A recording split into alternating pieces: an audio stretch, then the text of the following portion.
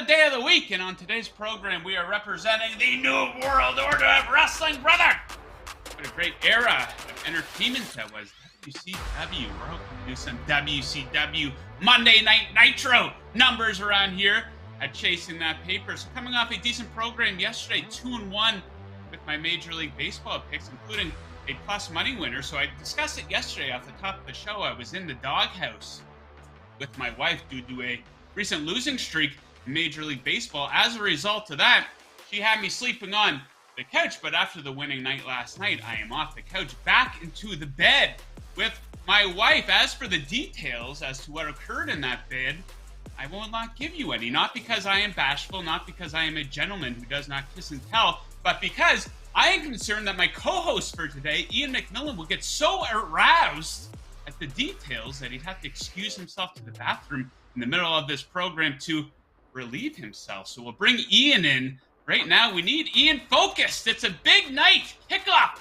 for the NFL season. So, Iain, what do you have planned for the big game tonight? Yeah, I have a little yearly tradition for the opening NFL game of the season. For every point scored, I remove a piece of clothing and I chug a beer. So my hopes are by the end of the game, I'll be both drunk and nude. Very nice. So will you be watching by yourself, or do you have a group of people that you watch the game with? It's a big party. About 15 to 20 of us will all be doing the exact same thing, playing the exact same game, all together here in New York. So a bunch of naked guys, basically? Pretty much.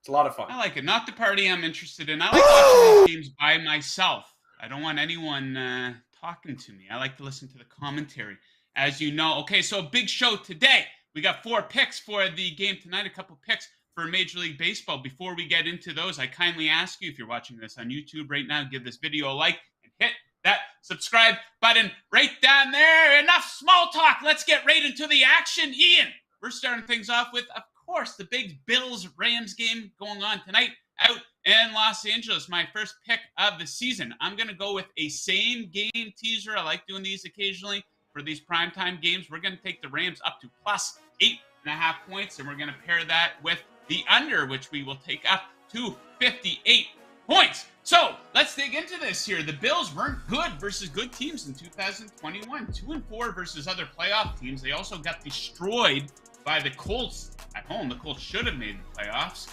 The Rams always start strong under Sean McVay. 5-0 in week 1 under McVay with 3 separate wins of 20 or more. They come out absolutely fucking flying. The Rams, they've only been an underdog twice at SoFi Stadium. Small sample size, but they were an outright winner in each of those games.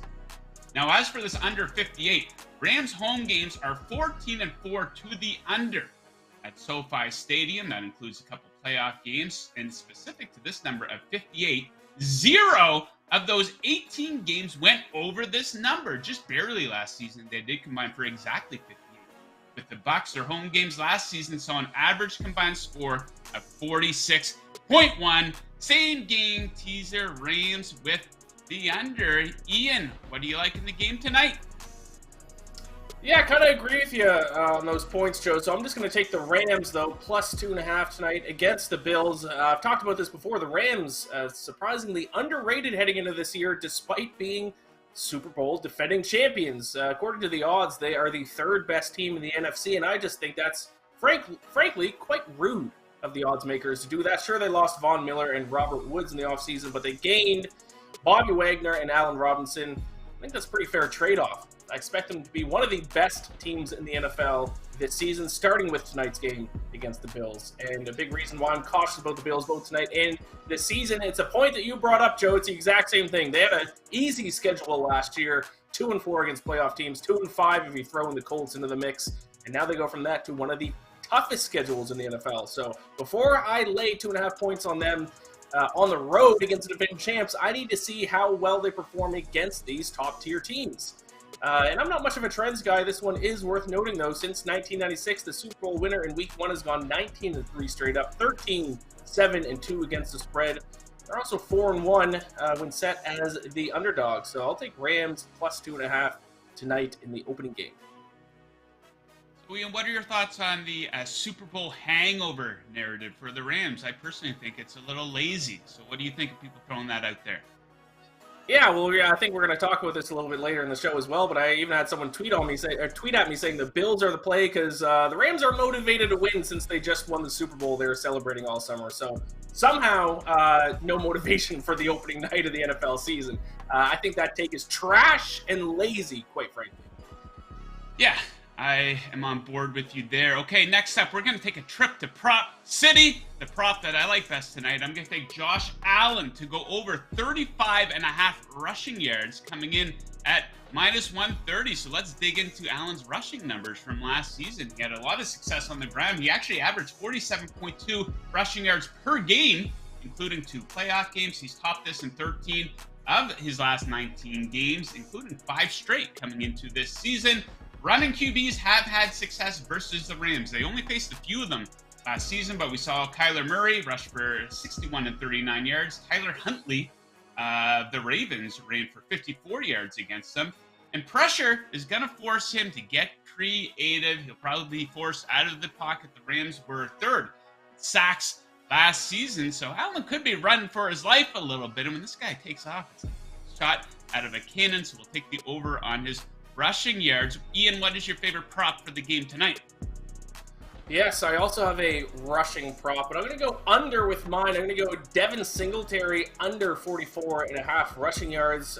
Let's just start right off with the Rams defense, which was one of the best rushing defenses in the NFL last year, ranking 4th in opponent yards per carry at 3.9. And as I mentioned before, they lost Von Miller but gained Bobby Wagner in the offseason. What I actually think that does to this defense is it might hurt their pass rush a little bit, but I actually think it even improves their run defense even more. Bobby Wagner, widely regarded as one of the best run-stopping linebackers in the NFL.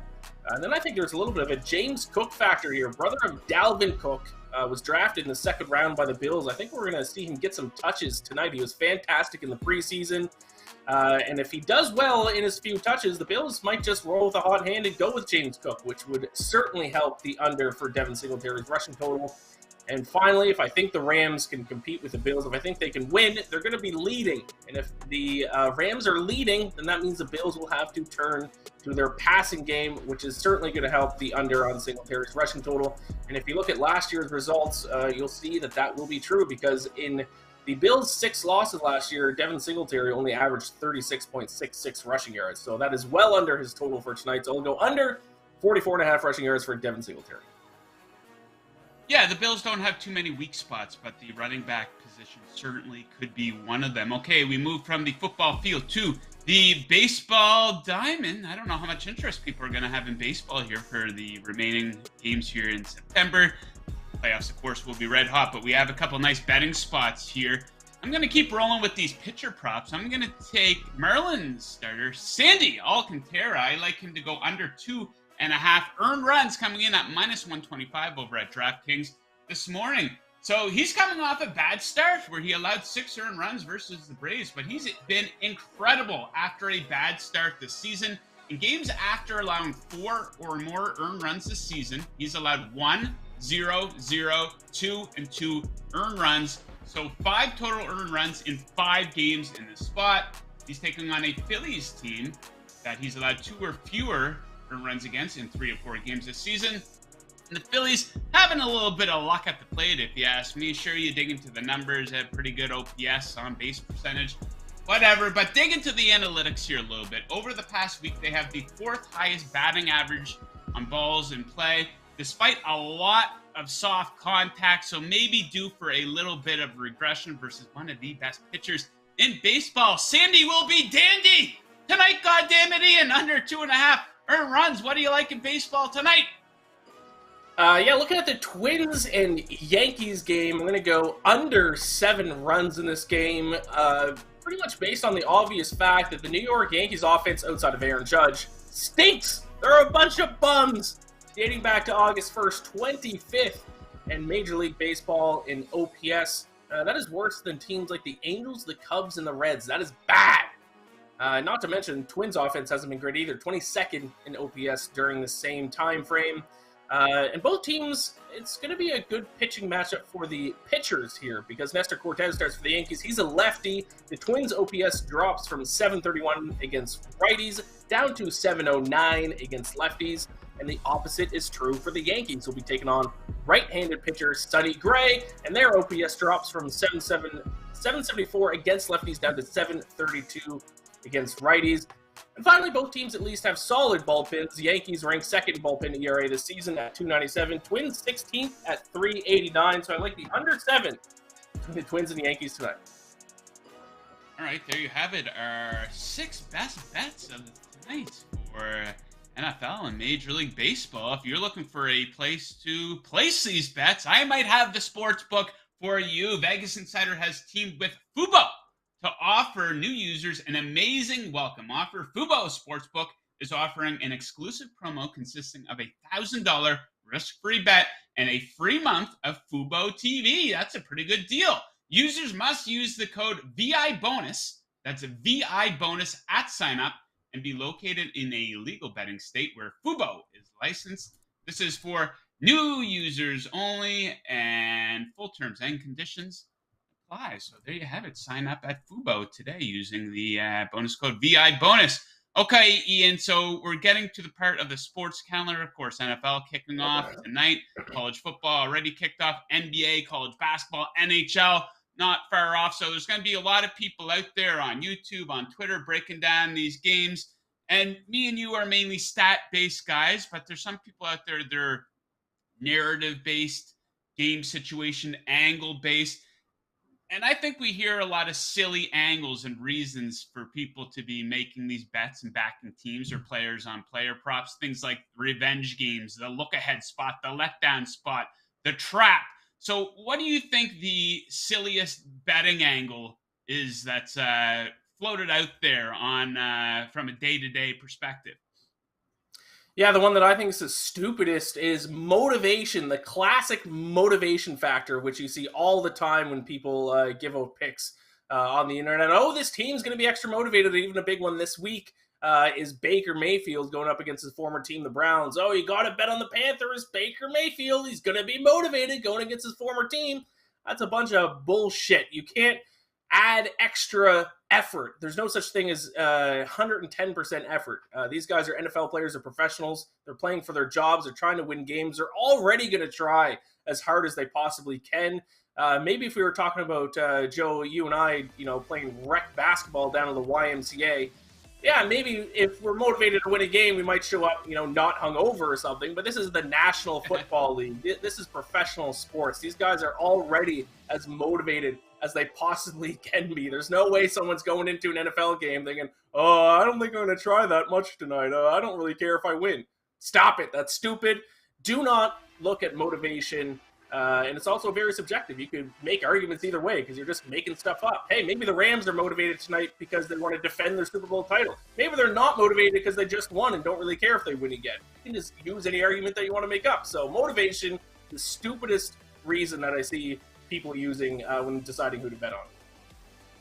Yeah, I agree. Take that Baker Mayfield revenge game angle, throw it out the fucking window, because I think a much more tangible argument is the other side of the ball. Nobody knows Baker Mayfield better than the Cleveland Browns. They know what his strengths and weaknesses are, and maybe some of the guys on that defense don't like Baker Mayfield, and they're motivated to go after him. So just because Baker's pumping himself up in the media saying he's going to give it to the Browns because they disrespected them, that's not a reason to back the Panthers in this game. Okay, so I have a lot of these that drive me nuts. One of these is specific to the NBA. There's some people out there that always want to fade a team automatically just because they're in the second game of a back-to-back. Guys, the fact that the team is in the second game of a back-to-back is accounted for in the spread. And you dig into the numbers year after year after year, it's pretty much split. Some teams will have a winning record in this spot, while half the league has a losing record in this spot.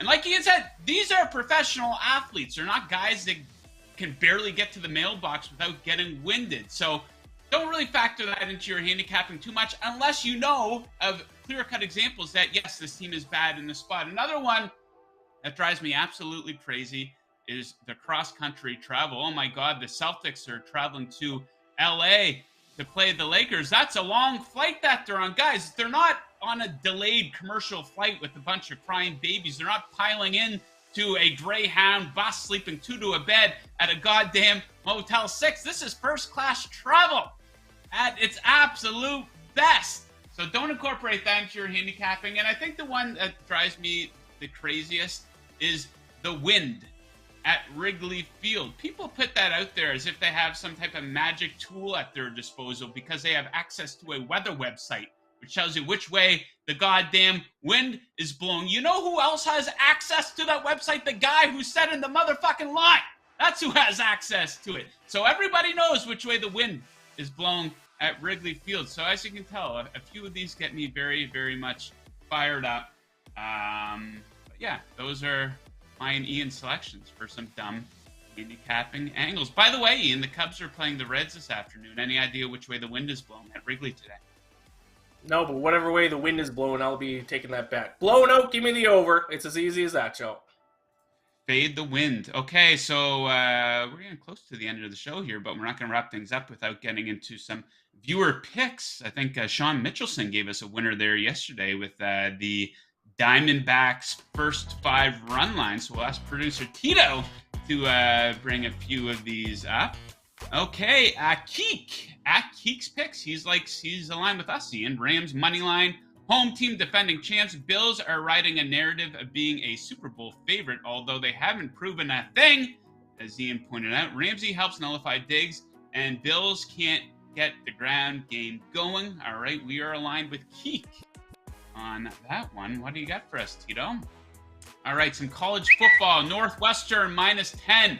Public overreacting to a Duke team that beat nothing. The narrative is 10 points is too much for Duke, forgetting it's football, not basketball. Northwestern has the tools on both sides of the ball to make this a long day. For Duke, he would take Northwestern up to a -11.5 at -110. Iain, any thoughts on the big Northwestern Duke game?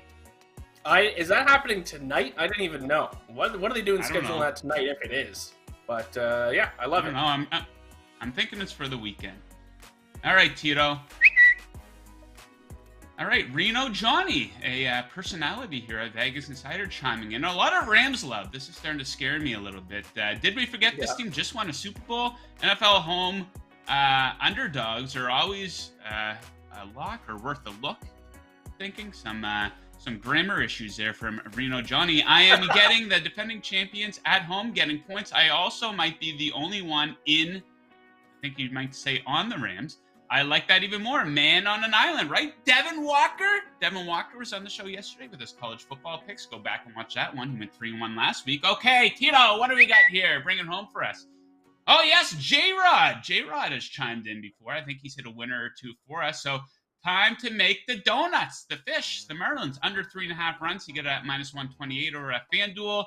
Sprinkle of under 3 at +105, which got pushed on a ridiculous Jacob Stallings 9th inning dong. Don't hear that term thrown out much, eh? No, I like it, though. I like it. They just can't hit J-Rod.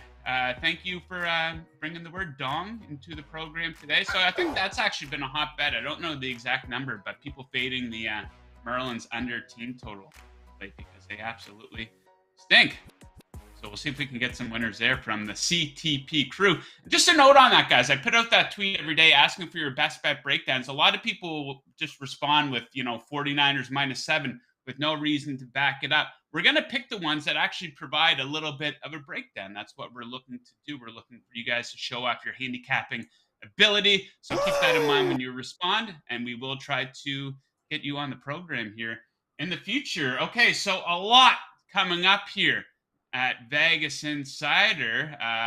What you should do right now, though, if you're watching on YouTube, give this video a like and make sure you are hitting that subscribe button. So at 6 p.m. this evening, Kevin Rogers will be on our YouTube channel with Down to the Wire. You're also going to want to be checking out our Twitter Spaces. Make sure you're following Vegas Insider on Twitter.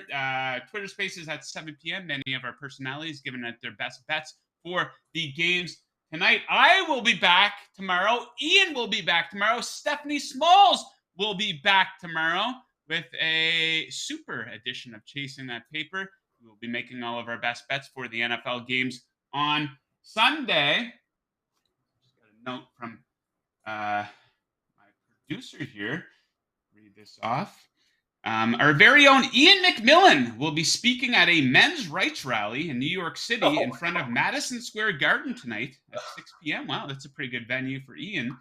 Iain will discuss all the ways in which men have been wronged within today's society and his solutions for a kinder society for males. Okay, I don't know if that's a cause that I'm going to throw my support behind, but we will wish Iain luck with some of his external ventures, I guess. We are a victimized group. That, Iain. Yeah. Okay. Before we send you on your way, Iain, I know you got a busy day. Any closing remarks? You have a lot of work coming out, don't you? Yes, I do. Feel free to tune in. Please do tune in to the Daily Bet Slip today at 5 p.m. Eastern. I'll be joined by Joe Ostrowski. We'll be giving out our best bets for tonight as well, and a few other plays that I didn't give out on this show. And also, if you want my picks for every single NFL game this weekend, I'm once again doing the Road to 272 Bets. 272 NFL games, 272 bets. The Bacon Bets podcast week 1 edition is already released, so go check that out as well. Yeah, the Bacon Bets podcast. I have listened before. I was on that before. Maybe I'll be on again if Iain's willing to pay me enough money to come on. So make sure you subscribe to Iain's podcast. Make sure you are subscribing to the Chasing That Paper podcast as well. If you prefer to consume this show in podcast form, the replay goes up each and every day. And of course, the VegasInsider podcast. We've got a ton of different content covering all the sports. So check that out wherever you listen to your podcast. So there we have it. The NFL is finally here. We're sick and tired of talking about all these futures. We can finally talk about the game. Super excited for the game tonight. So good luck with your bets tonight, unless you are fading us. And as always, keep chasing that paper. Woo!